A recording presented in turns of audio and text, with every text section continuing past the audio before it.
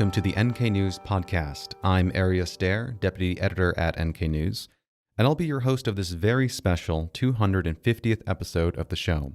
My guest today is Jacco Zwetsloot, who's just written a fascinating piece about the first North Korean to ever stand and face charges before a U.S. courtroom, a little-known saga that stretched out over nearly a year after North Korean O Nam Chol sexually assaulted a woman in a New York park. This is Jacco's first guest appearance on the NK News podcast. You may know him best as the host of the show for the previous 249 episodes. Jacco, how the turntables? Wow, this is quite the feeling being on the other side of the table and not having headphones on my ears for a change. Yeah, that's right. Well, before we jump in, a quick reminder to all of our listeners to like and subscribe to the NK News podcast. Please. Leave a review on iTunes, Spotify, or wherever you get your podcasts Audible from. apparently also takes reviews. Audible as well. Yeah. Very interesting. Well, you can also unlock all of our North Korea-related news, research, and analysis at nknews.org. Now, Jacco, what happened on September 5th, 1982 at Twin Lakes Park in Eastchester, New York? A group of 7 North Korean diplomats from the observer mission to the United Nations were up there on a fishing trip, and one of them broke off from the party and went for a walk by himself. And around the same time, there was an American woman who was also at the Twin Lakes Park on a fishing trip, and she was walking with her rod on a bridle path when suddenly she said she was grabbed from behind by a man who fondled her breasts and brought her to the ground. And she then fought him off, tried to strike him with her rod.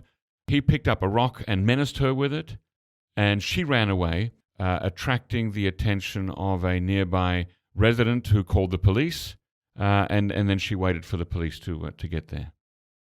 The man in question then took off his shirt and went in a different direction, and the police arrived. This is during the day? Yeah, it was the afternoon of, it was a lovely September day.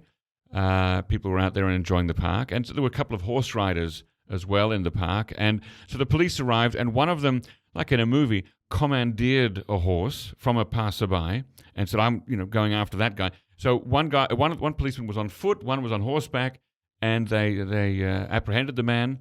And at some point, I'm not sure exactly when, but at some point the other 6 North Koreans arrived as well. So they had all 7 of them there. And they asked the woman, the victim of the assault, can you identify the attacker? And she said, well, I'm not sure because the guy who I saw was wearing a grey shirt and this guy is not wearing a grey shirt anymore. So, and she also was a bit spooked, a bit frightened. And so she came to the police station on a different day later and identified her attacker by photograph. But so there were 7 men, they were apprehended. The police wanted to arrest them and take them away, because the one man who probably was the attacker had to be wrestled to the ground and was struggling, couldn't speak English, so they didn't know what he was saying. And so they were going to arrest them all. And only one of them apparently was carrying an ID. He came forward and said to the police, we're North Korean diplomats. We're from the observer mission to the United Nations. We have diplomatic immunity. You must let us go. And so the police let them go. And that was the end of the incident for that day. But then on a subsequent day, after the victim identified the attacker from the 26 photographs, the police then issued a warrant, they applied for a warrant, and a warrant was issued for the arrest of that man who was O Nam Chol. I wonder where they got the mugshots if they didn't actually bring the North Koreans in.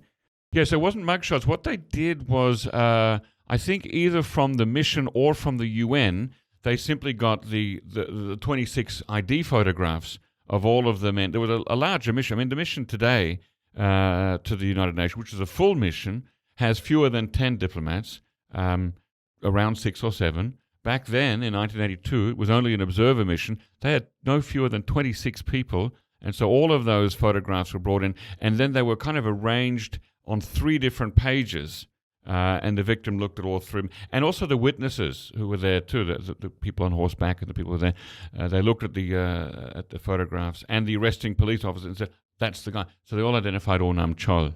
And at that point, did police then go to the DPRK embassy or perhaps the residence? I believe it's probably the same place, or at least it was at that point, and serve papers? Or how exactly were the North Koreans made aware that there was now an arrest warrant out for Mr. O? Yeah, they went to the mission. I've temporarily forgotten the address, but it's in Manhattan. It's not where today's mission is, that they've moved. But they went to the address.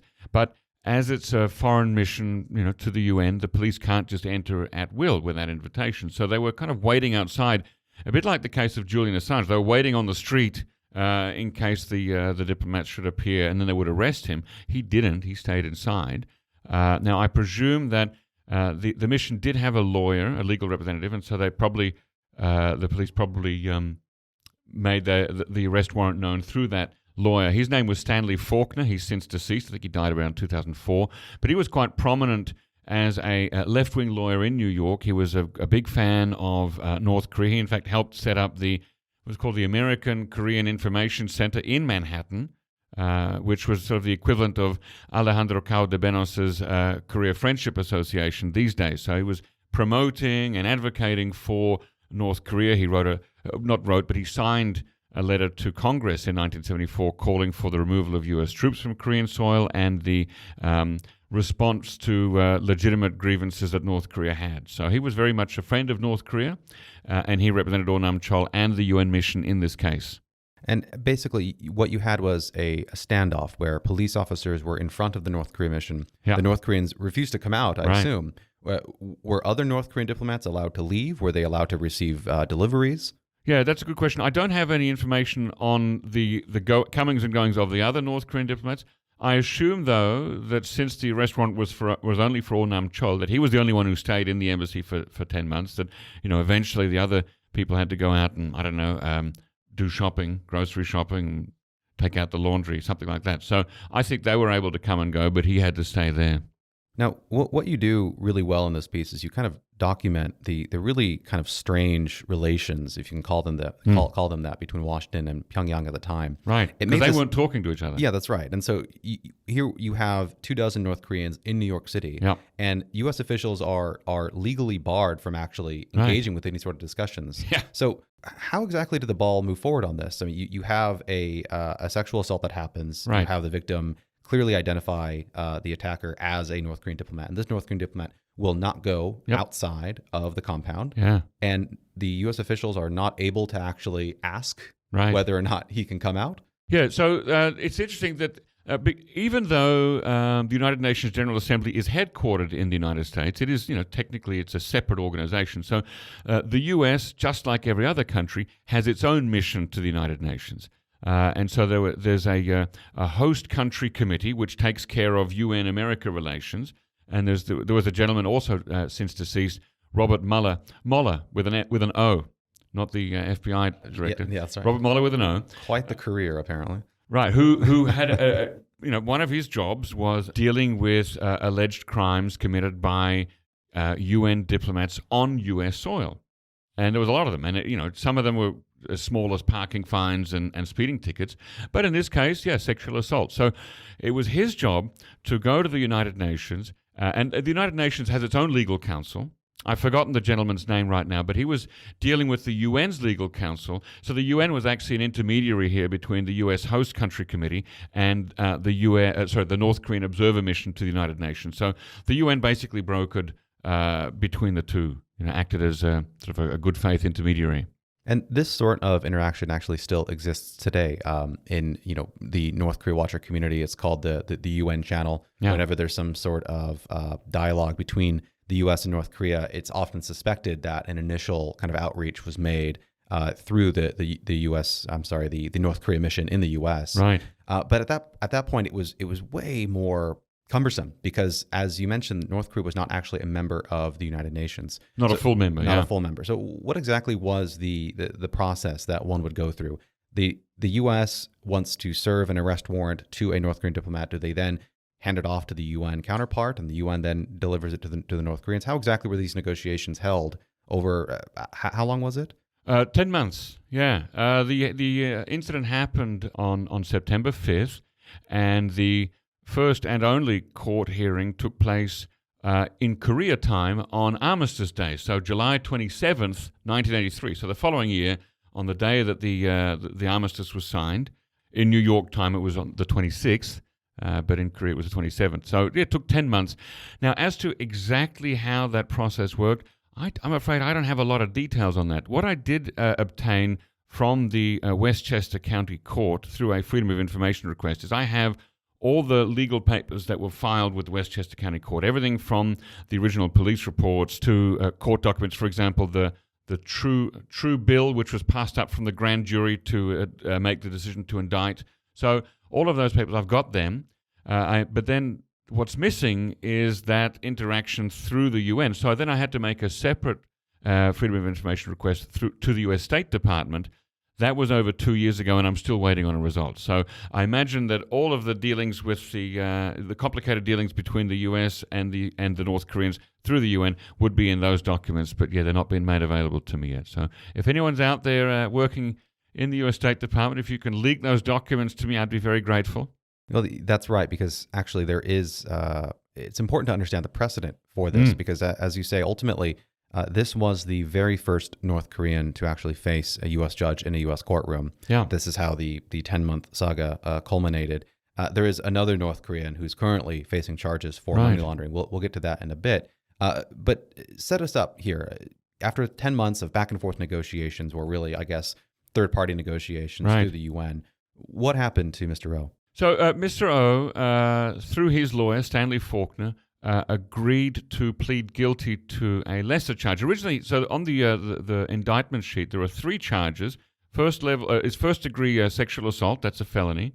Then there's menacing, which was the bit where he picked up the rock. And then there's a third one. I forget what that one is. Holding a weapon. That's the rock, right? So the waving of the rock is the menacing, and then the holding of a weapon was the rock itself. So there are 3 charges that he would have been charged with. And instead, he got to plead guilty to a lesser charge, which is a misdemeanor third-degree sexual assault, which didn't involve jail time. And the understanding would be that he would plead guilty to this charge on the condition that he leave America almost immediately after the court hearing and never return again. And so the U.S. State Department was okay with this. The district attorney was okay with this. The victim was okay. And also the lawyer Stanley Faulkner was okay. So then the North Koreans agreed too. And so on the 26th of July, New York time, 7 North Koreans, the same amount as who were at Twin Lakes Park on the day of the assault. I'm not sure if they're all the same men, but the same amount of men, all appeared at the court in Westchester County with their lawyer, Stanley Faulkner. There was a very short hearing in which Judge Francis Nicolai read out the list of rights that O Nam Chol would be forfeiting by pleading guilty.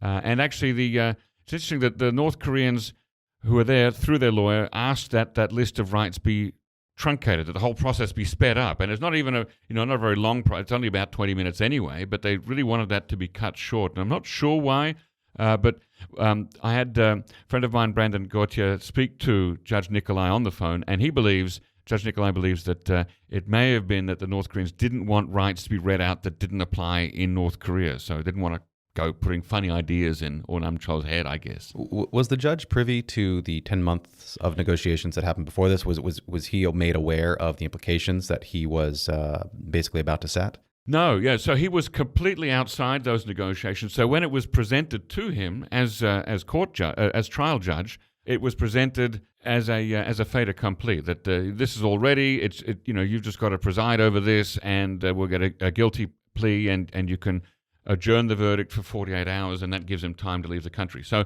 all of that had been wrapped up well before it came to Judge Nicolai's desk. Mm-hmm. Now, what happened after? Did he abide by the terms of the agreement? Did he get on a plane and leave? Yeah, within 24 hours, I think, he was on a plane, on a Czechoslovakian Airlines plane to Prague from New York. And before he left, after the court hearing, it wasn't a trial because he pled guilty, but after the court hearing, the most senior North Korean diplomat there, Chun Jae-hong, who was later on ambassador to Australia when I was there in the early 2000s. Chun Jae-hong, a friend of yours? I'd not met him, no. But I was aware of him. Anyway, so he made a statement to the waiting reporters saying that this is a victory and that we've won, and that O Nam Chol was innocent of all charges, and that this hearing basically proves that, and it's a great thing. And Stanley Faulkner said something similar, and O Nam Chol left on the plane. And then I guess there might have been a pre-written statement, but the statement from him wasn't released until after he'd left. So either he filed it in Prague or he left it with his colleagues in New York. But O Nam Chol himself made a statement that he was happy that it was a success, and it was, the whole thing was a fit up, a stitch up, a frame job by the Americans, and that he was completely innocent. Now, the North Koreans, Chun Jae-hong, said that he would be given a hero's welcome upon return to North Korea. We don't actually know, or I don't know, what happened to him when he arrived in North Korea, because I've not been able to find any follow-up reporting at all. I've not been able to find his name in any online North Korean media archives or anything, so either in Korean or in English. So goodness knows what happened to him. Did he get his hero's welcome? Did he get a nice apartment in the highest building in Pyongyang? Was he sent to a farm? Was he executed for bringing shame onto the North Korean diplomatic efforts? I don't know. Tell us a little bit about the diplomatic situation between the two Koreas and the UN at this time. Yeah, both Koreas were not full member states of the United Nations, and that was because still today, since 1948, the two Koreas have competed for legitimacy. They both want to be the only legitimately recognized Korean state on the Korean Peninsula. And so each of the two Koreas was only happy if one of them could join the UN, and they wanted themselves to be that one. So South Korea wanted to be the one to join, and North Korea wanted to be the one to join. Ultimately, what happened was a kind of a compromise was worked out in 1991 when Roh Tae-woo was president of South Korea, that both Koreas joined as full members simultaneously into the United Nations General Assembly. So they both switched from observer mission status to full mission status in 1991. But in 1983, both of them had only observer status, and they were both trying to find ways to outfox, outmaneuver, outwit, and embarrass the other North Korea. So, as you can imagine, this case involving O Nam Chol and the sexual assault was grist to the mill for the South Koreans, because it gave them a chance to give a black eye to the North Korean diplomatic efforts. Yeah, that's right. You linked to some really fascinating newspaper articles from the time of South Korean newspapers interviewing the North Koreans, I guess, from the embassy in New York. Yeah. The Chosun Ilbo actually did a telephone interview with somebody who declined to identify himself at the UN, at the North Korean observer mission to the UN in New York. But they basically said, yes, we were there at the park on the day, but the rest is nonsense, and O Nam Chol is completely innocent of the charges. Now, about a year later, after O returned to North Korea, or at least we assume that he returned to North Korea, there's an interesting discovery made at the DMZ. Can you tell us a bit about that? Yeah, and that's exactly it's that discovery that sent me down the rabbit hole to unravel this whole story, because I'd never heard of this O Nam Chol incident before. A lot of people that I know of in North Korean studies had never heard of it. It's really been forgotten since 1983 when the hearing happened, and this next month, September, is 40 years since the incident itself at Twin Lakes Park. So a source of mine was patrolling the demilitarized zone in either the spring of 83 or the spring of 84. He can't remember exactly which year, but he picked up this leaflet, assuming it was a North Korean leaflet, because North Korea and South Korea had been heavily bombarding each other with propaganda leaflets since the beginning of the Korean War. And so even afterwards, that continued. And so both Koreas were trying to convince the soldiers and the people of the other side, hey, we're doing a better job, and your side is crooked, corrupt, illegitimate, and just bad people, basically. And so he found this leaflet, which had on the one side a very graphic, sort of a lurid cartoon depicting an artist's conception of what the assault might have looked like. So it's got a woman lying on the ground, her dress is torn, pulled up to her thighs, and she is kicking... It's quite graphic. Quite graphic, and she is kicking this North Korean in the jaw, and he's sort of got I think he's holding onto his pants, and he looks like he's about to try to go further with this incident. And so that's what the cartoon shows. And on the back of it, there's this long text about North Korean diplomats not only in doing this assault, but also smuggling in other countries. And it mentions specifically Sweden, Austria, Finland, and Nepal, countries where North Korean diplomats had apparently been expelled for engaging in things like smuggling gold, smuggling cigarettes, etc. Things that Tae Yong-ho describes in his memoir. I'm not sure if they're the exact incidents, but certainly things of that nature. And so it's written. The leaflet is written from the perspective of North Koreans. So it's a false flag leaflet. It tries to pretend, hey, we're North Koreans too, and we're upset that our diplomats are doing this thing, and we're calling upon our fellow North Koreans to rise up and call for the punishment of these corrupt and crooked and disgusting, lowly North Korean diplomats. But we know that it's a South Korean leaflet because it was found in the demilitarized zone. So it obviously fallen from a balloon on the way from South Korea into North Korea, and it had fallen there, short of its target. Mm-hmm. So both Koreas were, as I said, doing leaflets for decades, and some of these leaflets were what you call false flag leaflets. So it pretends to be South Korean for South Koreans, but it's actually written by North Koreans. And in this case, it pretends to be North Koreans, but it's actually written by the South Korean government. And so I was given this leaflet by my source a couple of years ago, and I looked at it and I thought, what? Did this happen? And that's what started me, Googling and looking at newspaper archives, and that's how I came up with this story. Well, it's particularly timely right now because, as we mentioned just a few minutes ago, there is another North Korean that currently is facing charges in the U.S. court for money laundering. Do you see any parallels between this? I think that there are key differences here, but I've also noticed the framing in how this court case is presented as being a landmark case, the first case. And it seems that history has forgotten the very first time that a North Korean stood in front of a U.S. judge. Yeah, I mean, in this case, the man's name, if I remember rightly, is Moon Chol-myung, and he's the first person with a DPRK passport ever to be extradited from another country, in this case Malaysia, to the United States to stand trial. So there's a big difference there in that O Nam Chol was actually in the U.S. and the crime was committed in the U.S.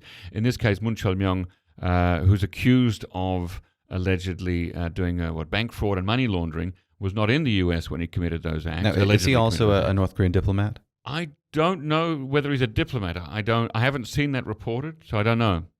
He may just be a citizen or somebody working in what's the Bureau 39 that does all the financial stuff. They're not technically traveling on diplomatic passports, I think. So anyway, he was in Malaysia and he'd been extradited to the States, and he's on a trial now. He's on trial there, but I understand from the most recent reporting here at NK News, I think it's my colleague Ethan Jewell wrote a story recently that said that Moon Chol-myung plans through his lawyer to file an Alford plea, which is not quite the same as a guilty plea, but it is saying that I realize that the preponderance of evidence shows that could lead to a guilty charge if I go through the whole process of a trial. So I'm just going to not contest it.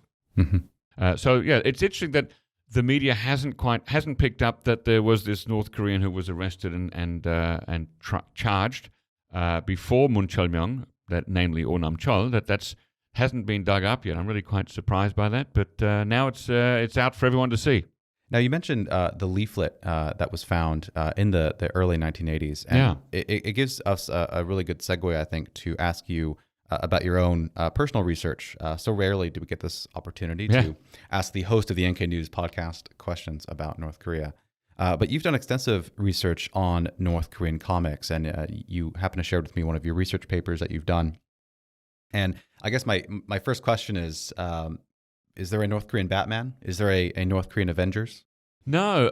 North Korea has a kind of a strict dividing line between comics in books and animation on TV. So there really isn't a lot of crossover in the way that there is, say, in the West or in Japan. So there are some series of animated films, like there's the Boy General, and there's the one with the squirrels and hedgehogs. I think literally just called Squirrel and Hedgehog. Yeah, I think that's the name of the series. But in terms of published books, I've only found one book with squirrels and hedgehogs, where the hedgehogs are the main heroes. It's actually presented as volume 1, so you assume there's going to be more, but I can't seem to find any more volumes of it.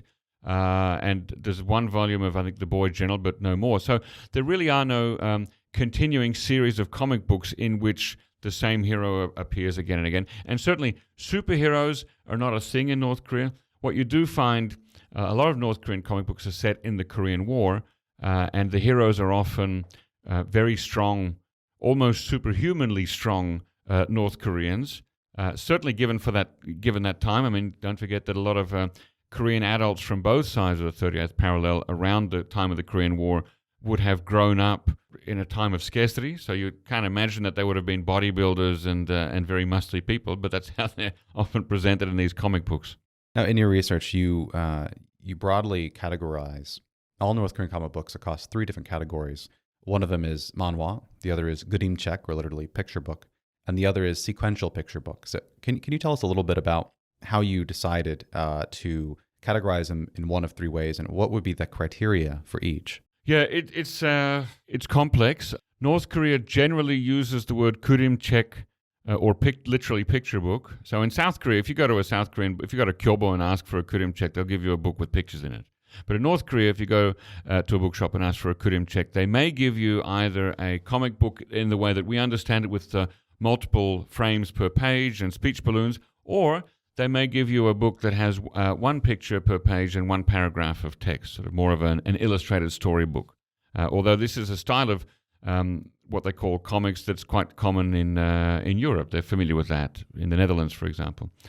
So gudimchek is a kind of an umbrella term that covers all of those. And so without actually looking inside, if you just look at a cover of a gudimchek, you can't tell, is this a comic or is it an illustrated storybook? You really got to pick it up and look inside.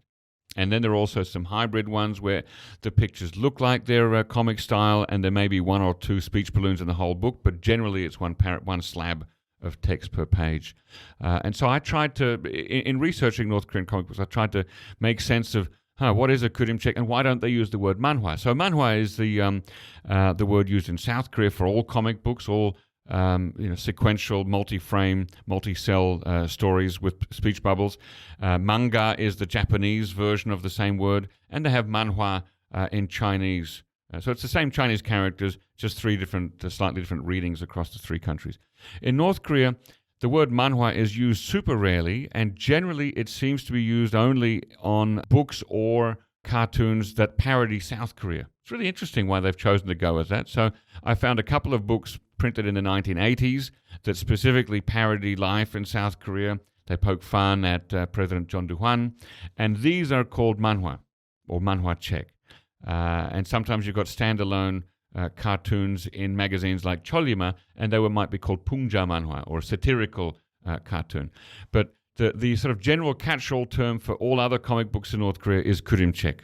And what sort of messages would one encounter in this? Is this going to be mostly pro-Kim Jong-il, Kim Il-sung, Kim Jong-un sort of things, kind of the same sort of stuff one might encounter on KCNA? Or is there a specific sort of topic or trope or theme that actually one really only encounters in these comic books that you wouldn't find in the Norong Shinmun or some other mediums? No, they are generally those same themes, but they are pitched at a much younger audience, right? So you've got, generally, I kind of divide up the audiences of North Korean comic books into three groups. You've got very, very young readers who might be elementary school readers, and for them, it's very common to find anthropomorphized animals as the major characters of stories. So stories about hedgehogs and squirrels and bunnies and deers and evil weasels and foxes and wolves, right? So in these stories, they're very simple morality tales about what's good behavior and what's bad behavior. So it's working with the group and harmony and things. And so would these animal characters also reference the deer leader? No. So these animal characters don't really reference anything real world. They have like the name of the sort of Garden of Eden. I think it's Gotdongsan, if I remember rightly. So it's the flowered mountain. So they really are totally divorced from the real world. And so for me, they're the less interesting kind of comic books. I don't find a lot in there. Not just because they're pitched at younger audiences, but because they're divorced from the real world. And then you've got books that are written for older kid readers, so middle school and up. And these will be divided usually into two groups. Some of them will be pre-modern stories, so stories from colonial times and even from pre-colonial times, so sort of the feudal era Korea. And these are generally also morality tales. Sometimes you'll have a foreigner in them, and there'll generally be an evil Japanese person who's trying to do something to bring down Korea, or to upset the village, or to steal some kind of resource. And then the second type of story is set in the Korean War. And these are the ones that are most interesting to me, because you find four character types in these Korean War stories. You have the doughty and brave North Korean, and you have the venal and twisted South Korean who sold out their country. You have the evil Americans, and then you have the even more evil Japanese people. So these are the four character types that you find in the Korean War stories. And they generally involve foiling some plan by the Americans to bring in a brand new evil superweapon to win the Korean War.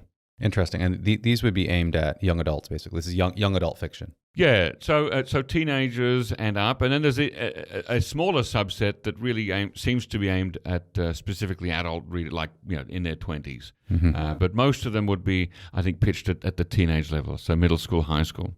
Is there a particular plot that you remember that you really enjoyed reading from one of these? Yeah, well, when I first went to North Korea in 2010, I visited, as most tourists do, the Kim Il-sung the International Bookshop on Kim Il-sung Square, and I didn't want to. I wasn't really interested in the books that other people were looking at, and so I wanted to get a comic book. So I asked the woman behind the counter, "Do you have any comic books that represent or that show the true evil nature of the American imperialist bastards?" And she laughed and went behind the curtain and came back with 3 books, which are the books that the thesis that you read that I wrote for my master's degree at Leiden University. They were all based. The centerpiece of that research were these 3 books by one particular author / illustrator, Choi Hyuk. He was an all-round guy in that he both drew the pictures and did the story. Normally in North Korean comics, there's quite a clear division of labor. Someone writes the story, somebody illustrates them. But he did everything. He even did the covers, which is really rare. And I think he's the most accomplished North Korean comic book writer in that he has the most complexity in his stories. He includes the most interesting detail from real life, and so he has a real cinematographic eye. He really uses different perspectives in his drawings, close-ups, zoom-outs, looking down from above, looking up from below, all of these things. So he really has a very developed. He clearly shows that he has learnt from American and Japanese comic books. He seems to have gleaned the best out of all of those and put them into these 3 books. But what's interesting is that Choi Hyuk seems to have done nothing since 2006. So perhaps he died, perhaps he stopped drawing comics, maybe he was sent to a camp, who knows? But he had a very short period of activity in the early 2000s and is done now. Would you ever have, say, supernatural powers or superhuman abilities exhibited by either the protagonists or the antagonists? Yeah, there have been some recent comic books. Most comic books from North Korea are black and white, and they're in a book that's sort of about the size of a novel, sort of a paperback novel, or a little bit bigger. But in recent years, there's been an annual series published, and these books are about A4 in size, and they are brightly colored, and they look like they've perhaps been put together on a computer. Mm-hmm. So really showing quite a modernization there. And these books are in a series of stories that have been told by the generals of Baek Joseon. So we're talking Kim Il-sung, Kim Jong-il, Kim Jong-un, and also Kim Jong-suk. So these are stories apparently told by them. And so they're almost all of them stories set during Japanese colonial times. And what I was surprised to find, I think this series began around 2013, and I've been surprised to find that in almost every volume of them, there is some kind of what I would call magical realism. There's some element of magical realism. So just to give you one example, there's a story where 3 Korean partisans are being hunted by Japanese anti-partisan soldiers. And the Japanese come upon where they were and find that they've literally disappeared, leaving behind 3 still smoldering cigarettes. And so the Japanese arrest the cigarette butts and take them to a jail cell, believing that the Koreans have transformed themselves into these cigarettes. And in another story, the Japanese are guarding a field of corn, huge field of corn. They've got soldiers stationed every, 5 meters. And somehow, and you actually see this in one frame, the corn just flies through the air away from the Japanese into Korean hands, the partisans' hands. So all of these stories have some element of magical realism that you would think North Korea, with its emphasis on anti-superstition, anti-religion, pro-science, you would think that this would be completely nonsense to them, that they wouldn't allow it. But there it is. There's also this idea that Kim Jong-il and Kim Il-sung are able to teleport. Right? There's this Korean word, this thing called chukchibop, which is the ability to warp space. Kind of, like I think it's in Dune, in the series Dune. Yeah. Right? You can actually sort of warp space and travel from A to B in a single bound, in a single step. And so that's how they get out of these tricky situations where the Japanese are upon them, is chukchi-bop. Now, given that these books are written for children, I don't think that they're intended to be believed literally by adults, but they do appear to be kind of like Santa Claus stories or Tooth Fairy stories in the West, that I think children are supposed to take them seriously at least for a time. You mentioned this international bookstore in Pyongyang. Were there other comic books from abroad available there, and were you able to actually kind of see what sort of art styles are represented on Pyongyang bookshelves? You mean like non-North Korean comics? Yes, that's right. Oh, no. Everything I saw in that bookshop was actually from North Korea. I don't know why they call it the International Bookshop. Maybe because that's where they have stuff published in other languages. They have books there in English and German and Arabic and Spanish. And so perhaps that's why they call it that. Yeah, I guess I'm just wondering if you are an aspiring young artist in North Korea, and you want to sort of diversify your art styles, kind of see what are some new and exciting techniques that are out there. Might you have access to that's a great some question. comic books from abroad? So take Chae Hyuk, for example. I firmly believe that he couldn't have developed to the level that he did without looking at source materials, without looking at American or Japanese comics to learn just different styles, because so much of the early North Korean comics are generally quite bland and actionless. So you've got very much almost profile or front-on straight views of characters without a sense of movement or action, right? So he really shows that level of sophistication, which suggests to me that, he must have had access. Some of these artists at I don't know whether it's the Mansudae studios or wherever they're learning these trades, they must have access to foreign materials, but they're not things that general North Korean readers would have access to. Now, there is in Beijing, there is a bookshop, an official book room that acts as sort of an exporter for North Korean books.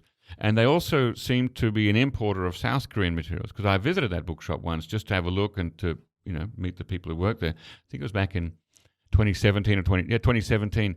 And I saw definitely some South Korean publications there on the floor. So I believe that that's the conduit through which North Korean materials enter the outside world and through which outside world materials enter North Korea. But I can imagine that only people with a special access pass would have access to them.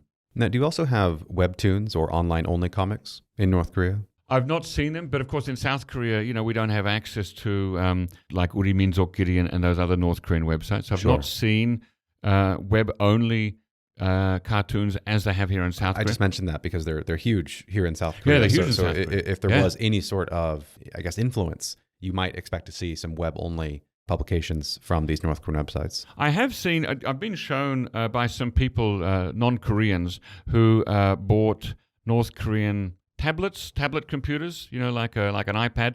And these sometimes come loaded with books, including North Korean comic books. But it appears more, rather than it being a webtoon, rather than it being specially made for a tablet, it's simply a PDF scan of a comic book, and you just flip the pages through. So it's not actually, you wouldn't call it a webtoon, it's just a scanned comic book loaded onto a tablet. Right. Now, what does one learn by reading these comic books? Obviously, there's a lot of ways to consume information about North Korea. Right. What would you get by looking through a few of these different comics that you wouldn't get, say, by reading our coverage at NK News? Right, yeah, okay. So every piece of literature and art in North Korea must have, and this is from Kim Jong-il's work on the fine arts, everything must have a message. Nothing is art for art's sake. Art for art's sake is rejected as a concept by North Korea. So literature for literature's sake is rejected too. Entertainment for entertainment's sake, no. These are not things in North Korea.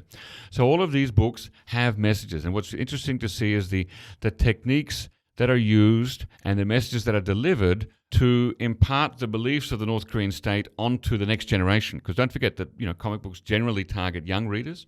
And so these are ways that the North Korean state tries to give its worldview to young readers to say, look, everything is perfect in North Korea and everything is really, really bad outside North Korea. So don't go there. Right? The most... So the clearest example of that was a series published back in the 1990s called Sokko Byongdun Sesang, or A Sick and Twisted World. And that comes from a quote from Kim Il-sung in which or maybe Kim Jong-un, one of the two Kims, said that the capitalist world is a sick and twisted world. And so these books are vignettes, little short stories of horrible things that happen in the capitalist world, including in South Korea. So you'll have, for example, women boxing women in South Korea. The humanity. Oh, the humanity. Yeah, or a poor boy of color in the United States who tries to drink water from the garden faucet in front of a wealthy person's house and is attacked and killed by a dog. Just horrible little vignettes. But also eating competitions in America, right? What's that hot dog competition they have at Coney Island every year? Oh, so, Nathan's hot dog eating contest. Right. So I think. Yeah. It's not named Nathan's hot dog eating competition, but eating competitions as a concept are presented as, here's an example of the sick and twisted world in the capitalist society. So all of these things are shown as this is how bad it is in the outside world, don't go there, to make North Koreans scared and to make North Koreans concerned about, it's a bad place, it's dangerous out there, I should stay here. That's really fascinating that you would present too much food to a North Korean audience as a bad thing. Especially in the 1990s.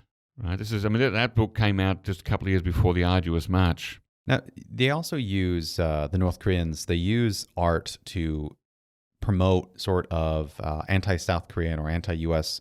Politicians or messaging. I remember recently here in South Korea, there was a presidential election, and a number of these cartoons were released through Uri Minjokiri and some of these other platforms, decrying Yoon Suk-yeol, usually after he would make some sort of statement that the North Koreans didn't like. Are these fundamentally different than, say, the comic book art style? I mean, some of these are actually quite creative. They have caricatures and they have different kind of action shots in them. And it's usually just a single frame with maybe a voice box, maybe not, and maybe some sort of title that contextualizes what you're supposed to be getting out of this. So is that different than the stuff that we've been talking about? Generally, yes, these days. Although in the early days, back in the 1960s, there was an early North Korean cartoonist named Ha Neung-taek. I don't think he's alive anymore, but he did both standalone satirical parody comics for the magazines Hwasal and Chollima, but he also did some sequential comic books or books that are serialized in Chollima. So he did both. But these days, I'm not sure whether the same artists do both the sort of leafleting or the standalone comics and the comic books, because you don't really see in comic books published in the last 20 years, it's very rare to see a real human being depicted. Certainly you never see, and I should have mentioned this earlier, you never ever see Kim Il-sung, Kim Jong-il, or Kim Jong-un depicted in any comic book, and that's because North Korea has very strict rules about what types of depiction are deemed sufficiently dignifying for the dignity of the great leader.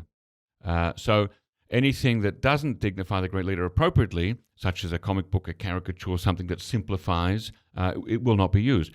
Also, no embroidery. Right? They take tourists to the Museum of Embroidery in North Korea, where they make these beautiful artworks that could have been photographs, but they're cross-stitched. Not embroidery, cross-stitched, I think. But they do not do any of that of the Kims. And I asked why, and they said it wouldn't be appropriate. Yeah. So no comics of the Kims.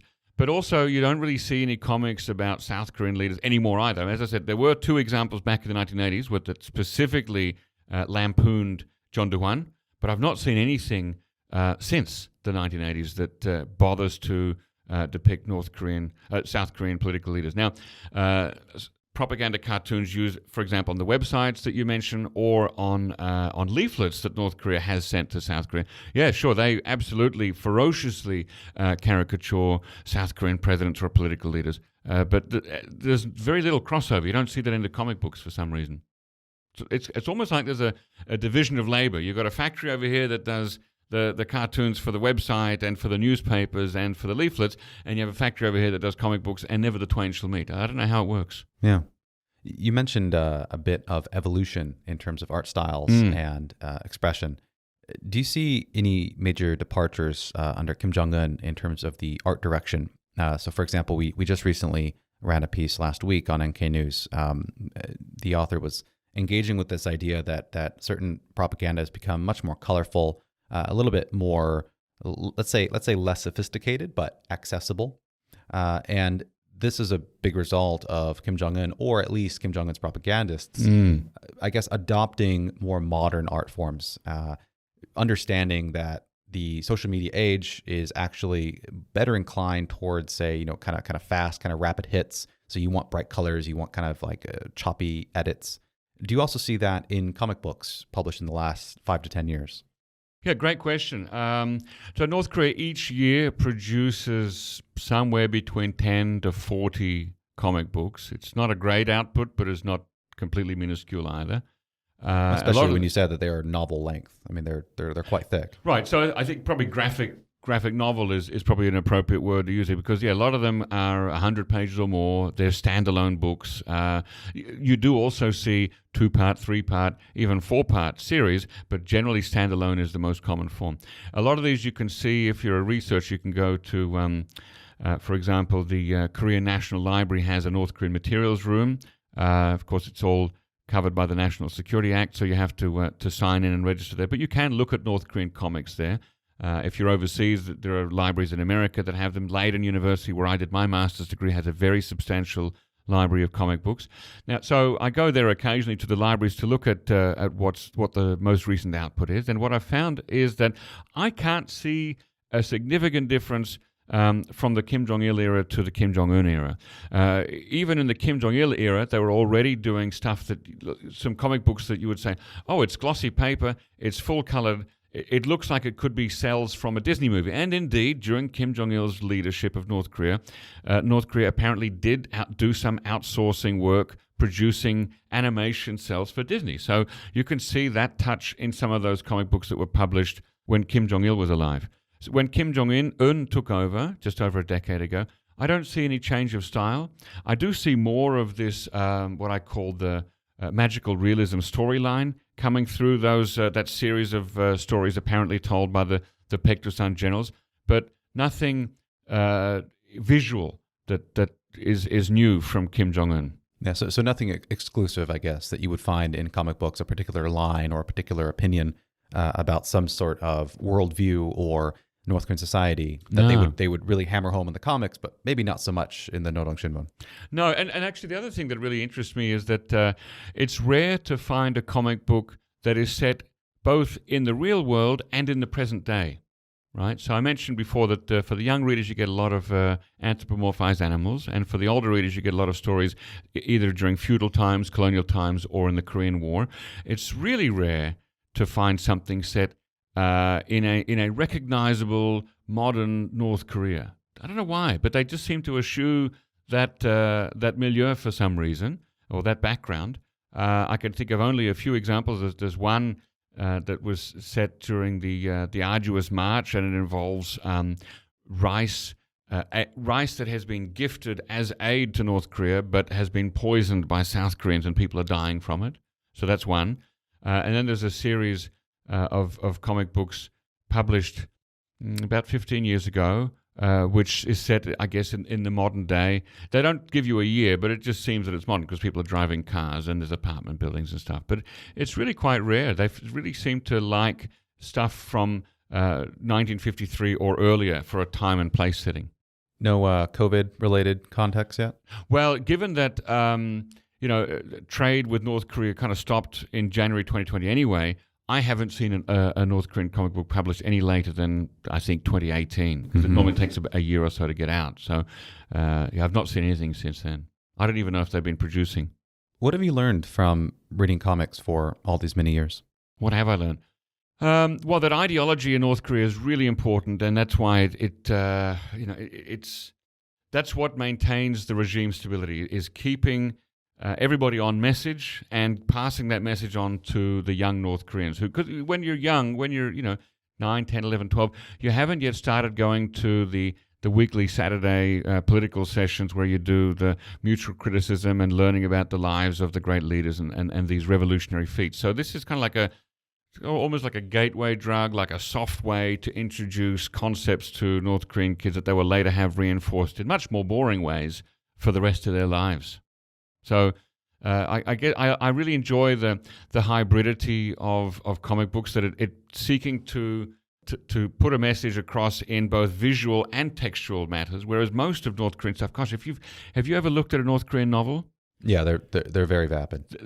But also, they're extremely dense. The type is extremely dense. Yeah. It's printed on poor quality paper with small margins. If you look at take for example, in South Korea, when they translate a Harry Potter book into South Korea, it's actually published in multiple volumes. One Harry Potter book comes out in like 2 or 3 volumes with double spacing and wide margins. So it's really easy to read on good quality paper. North Korea, you got this. Sometimes the printing it's a little bit faded or a bit patchy, and you just get a headache trying to read one page of a North Korean novel. So I find that a comic book is much more visually attractive because it's trying to convey a message in this hybrid nature, right? This visual language of comics that is both visual and textual. So that's why I find it much more interesting to look at. But in terms of what I've learned from it, it's that North Korea is very much committed to keeping those messages going of loyalty to the state, the party, the group, and the leader.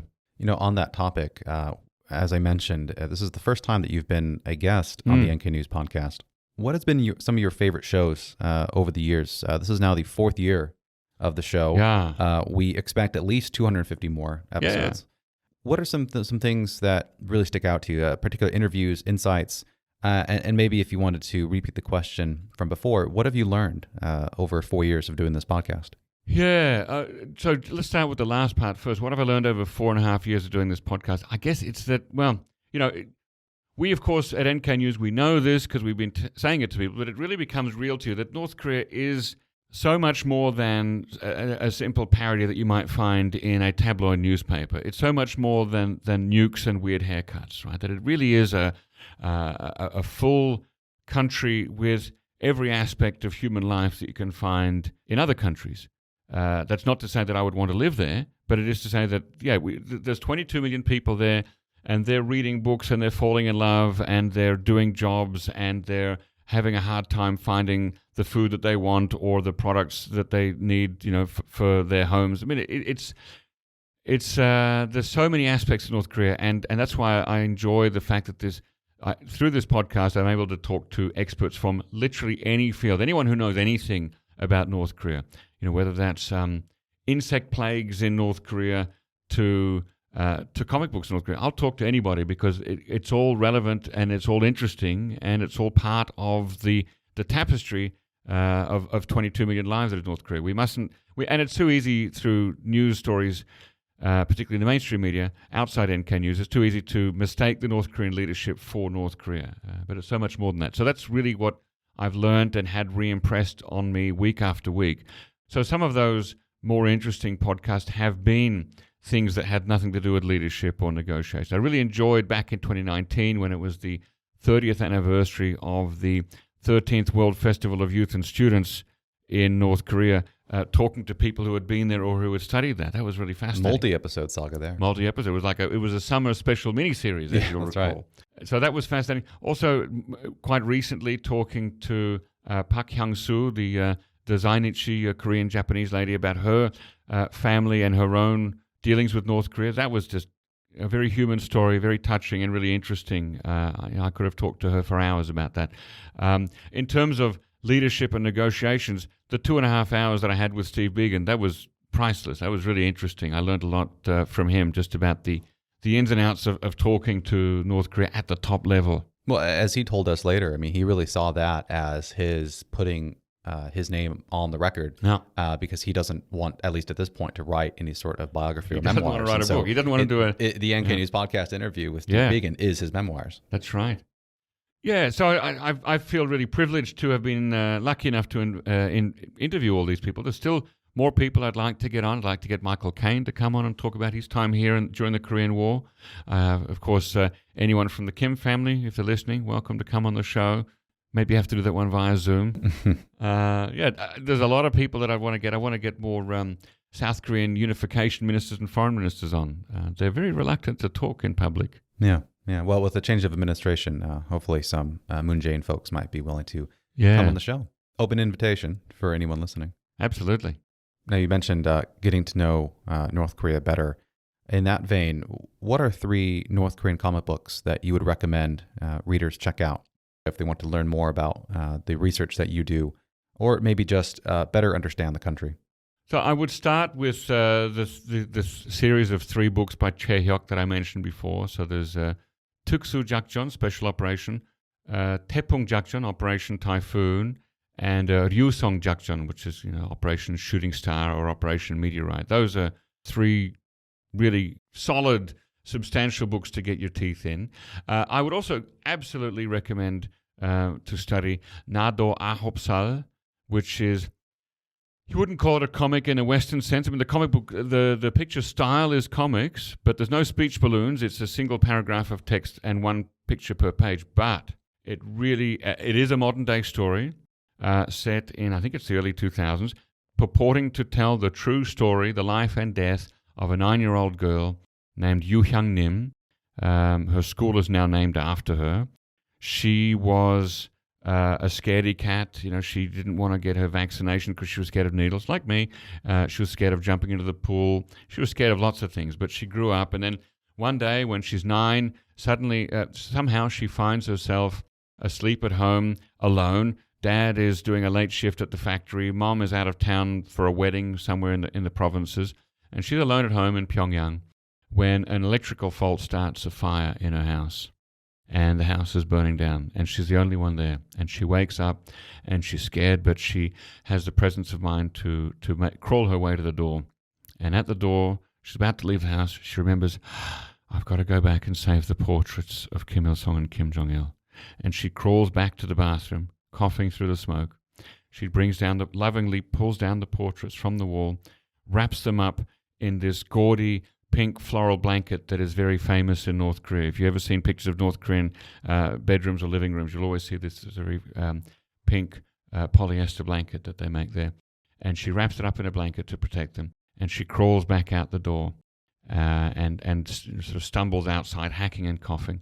And that's where she's found dying, brought away by ambulance to a hospital, but she dies. But she's a hero because she saved those 2 portraits. She saved the dignity of the 2 leaders. And so she is posthumously awarded membership in the youth brigade, and the school is renamed after her. And that is a real school, the Yoo Hyung Nim Inmin-hakyo. It's a real school in Pyongyang, and there's a statue of her in the grounds of that school to commemorate her. And so it's amazing. So the title of the book, Nado Ahopsal, I too am 9 years old. It harks back to a 9-year-old girl who every North Korean knows, I've forgotten her name, who during the anti-Japanese struggle was tortured to death by the Japanese, but until her last breath refused to give up the location of the other partisans. And so that's a child hero that other children look up to. So Yoo Hyung Nim learned this story, read this story, and she said, I'm 9 years old too. I'm going to do something heroic one day. And she did. She saved those portraits. And that to me is the saddest. I mean, I'm not a parent. You are a parent. But that to me is the saddest story of, here's a child who, rather than saving herself, saves the lives of 2 portraits, of which there are millions of them, literally millions of them, in North Korea. And it just breaks my heart. So I think that's a story that really shows you that here it's sort of held up as a norm. You want to be a hero? Do what this girl did. I haven't given a complete total of 3. I've given 4 books, but those are good places to start. So you mentioned going to kind of different archives and doing your research abroad. But I myself and other people involved with anything North Korea always find it really, really difficult to access primary materials here in South Korea. How do you navigate this? We also, this is a daily struggle at NK News, but when you're doing your research for comics or even for the show, oftentimes you're having to engage with North Korean materials. How do you get around these censorship laws here in South Korea? Yeah, it's really difficult, and that's exactly why I did my master's degree in the Netherlands rather than in Korea, because in the Netherlands you can access North Korean comic books and you can read them and you can study them as much as you like. But here in South Korea, you just to enter the North Korean materials reading room at the National Library, you have to register, and then to be able to take a photocopy of anything, you have to have a permission letter from, I think it's the Vice Minister of Unification or a Chancellor of a foreign university. So it's very hard. It's very difficult to see them. And so sometimes, you can find materials online, but, all those websites that come directly from North Korea or that are run by North Korea, like KCNA, like Uri Minjok Korea, they're all blocked here. And that's under the 1949 South Korean national security law, which forbids the dissemination of material that praises the North Korean regime.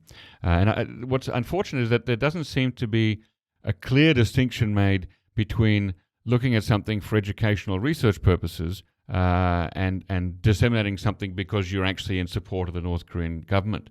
And so the South Korean government's very strict on that, and that's unfortunate. I think, and periodically it's mentioned that South Koreans will be allowed access to North Korean websites or North Korean television or North Korean radio. And I wish it would happen. I wish that the South Korean government would show enough trust in its citizenry to determine what is good information and what is bad information. Have you ever run into any legal troubles, making a request and then they actually followed up on that and probed you about why exactly you're asking about this particular North Korean book? No, but there was that time in 2019 when I was stopped at Incheon Airport coming back into South Korea, and they removed all my North Korean materials from me and said, you can get them back, but you have to make an application through I think it's the Office of Inter-Korean Cooperation within the Ministry of Unification. So they were held at the airport, and I went through a process. Then I applied to get them back, and I was allowed to get them back. But I had to go through some bureaucratic hurdles, and so there's a file on me somewhere at the National Intelligence Service. They know who I am and what my interests are, I'm sure. And once more, I'd like to repeat once again that I'm not trying to bring down the South Korean government, and I'm not in support of what the government in Pyongyang does or unification led by North Korea. So, I think these things are worth looking at in order to get a better understanding of North Korea, in order to know what they're doing up there and what they're teaching up there. Jacco, that's all from me. It's been a pleasure being on this side of the table and being able to interview you. We look forward to the next 250 or so episodes of the NK News podcast. Come back for 500. You can interview me again. Now, if you are interested in reading some of his takes on comic books and other North Korea-related things, where can people connect with you? Yeah, people can find my master's degree thesis actually online at the University of Leiden. It's free for download as a PDF. So if you just Google English, my name, Jacco Zwetsloot, North Korean graphic novels, that thesis will pop up. And there was another paper that I wrote that was published in an online journal about the comic books pitched at younger readers, in which the characters are all anthropomorphized animals. So you can find that too if you Google, Jacco Zwetsloot, North Korean comics. All right. A big thank you to Brian Betts and myself for facilitating this podcast, and to Gabby Magnuson, our post-production genius, who makes our voices sound legible and interesting and really puts everything together.